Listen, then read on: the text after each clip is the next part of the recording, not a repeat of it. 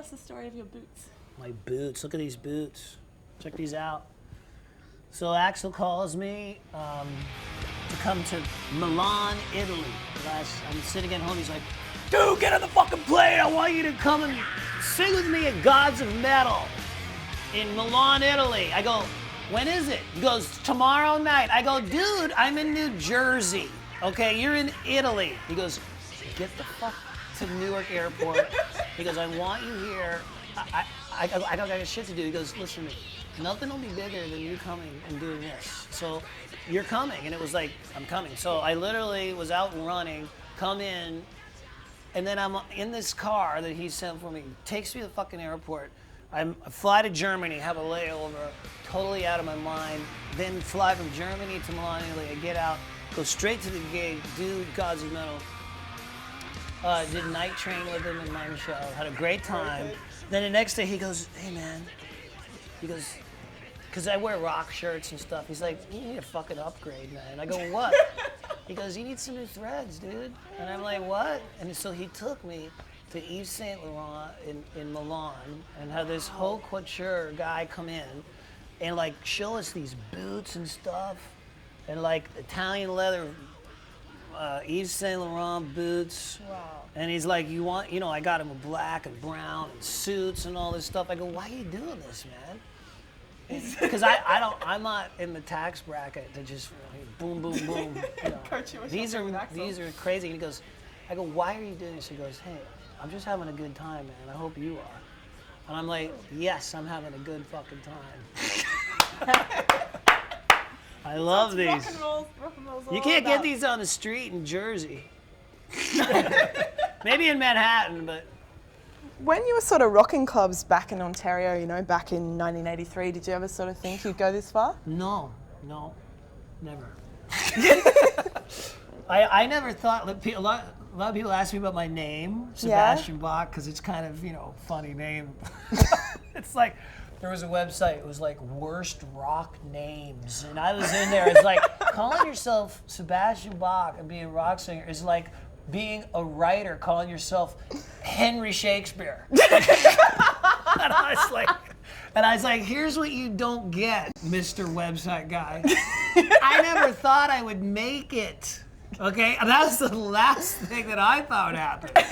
Because my real name is Sebastian Burke, and I was like, and it was 1983, and I was looking for a cool sounding name like Nikki Sixx, or Tommy Lee, or something that sounded cool. Yeah. And it was Johann Sebastian Bach's 300th birthday. You can look that up. So every newspaper I picked up was Sebastian Bach, Sebastian Bach, Sebastian Bach. And I go, that's only 2 letters different than my name, and it sounds cool.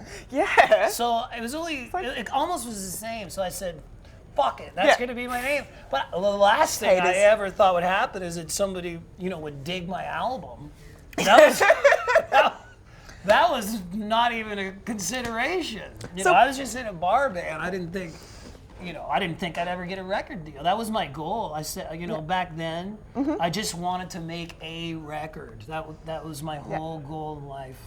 So how did you hook up with Skid Row? They saw you out playing, did they not? There was a photographer named, I was in a band briefly called Madam X out of Detroit, and he did a photo session with us. It was in a heavy metal magazine called Metallian, and they saw my picture, and then they called the magazine. They went, damn! Said, can we get a tape of this guy? And I was actually doing beer commercials when I was 15. I only did one. The night is coming, tonight's the night, tonight. Fucking wicked.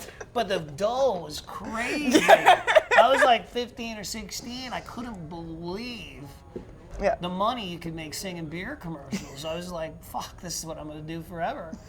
I loved it. It was hilarious.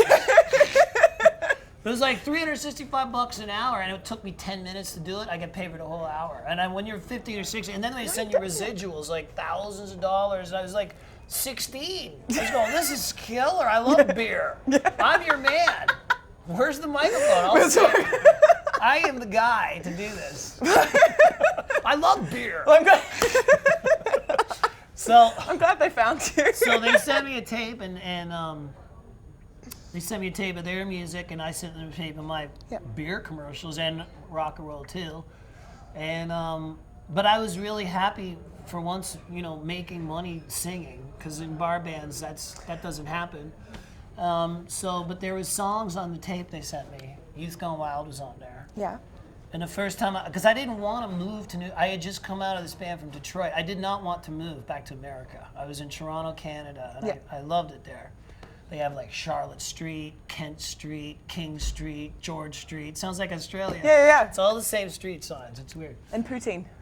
Poutine, yeah. French fries with stuff on it. So I didn't really want, I didn't want to move back. Like when I moved from Toronto to Detroit, it was culture shock.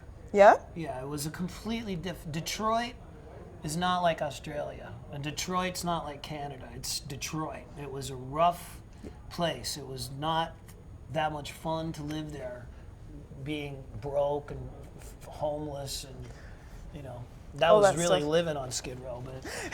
But so when I had this beer commercial thing, I was like really happy, and but see, their tape was really good. I played it once. I go, fuck, there's some good shit on there, man. So I didn't want to listen to it anymore. And my girl, she goes, hey, why don't you listen to that tape again? We Are the Youth Gone Wild. And I go, nah, I don't want to fucking listen to that. You know, it's not that great. And then I put it in again. I go, that's pretty fucking good.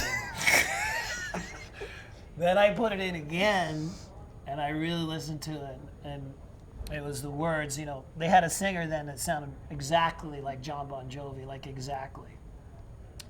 And the words were, you know, since I was born, you couldn't hold me down, another misfit kid. And I go, if I could sing this, you know, the way I hear it in my head, then I'd like to try to sing this. And so I called them up, and they go, dude, we'll pay for your train down here.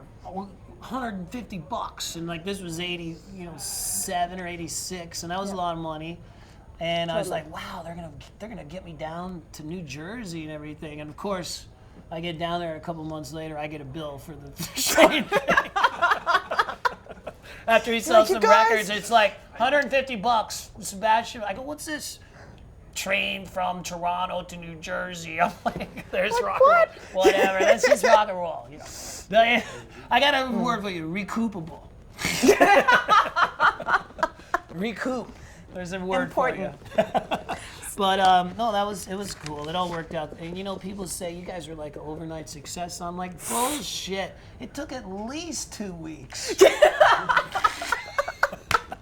What was it like, man, getting the first ever heavy metal record to hit #1 in America? Oh, that was crazy.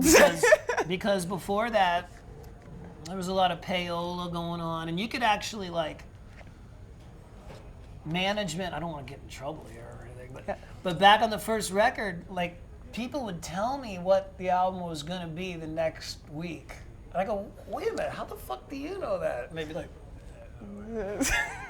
we're going to be going from 18 to 16. I was like, dude, how do you know that? Like, I don't want to say it.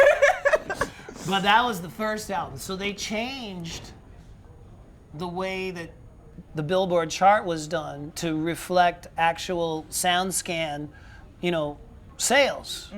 So we were the first band that when they changed the chart over, we put out a record just by coincidence. And we were on tour with Guns N' Roses at the time, and we put out a record, and our album debuted at #1. And it was the first album to do so since Michael Jackson Bad, like in 7 or 8 years. Wow. And we were opening up for Guns that day.